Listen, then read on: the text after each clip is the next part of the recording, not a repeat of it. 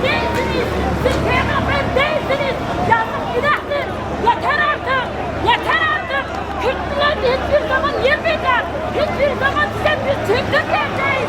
Biz güçlüyüz. Biz haklıyız. Biz çocukların yanındayız. Çocuklar ölmesin. Peygamber gelmiş. Çocuklara dokunmayın.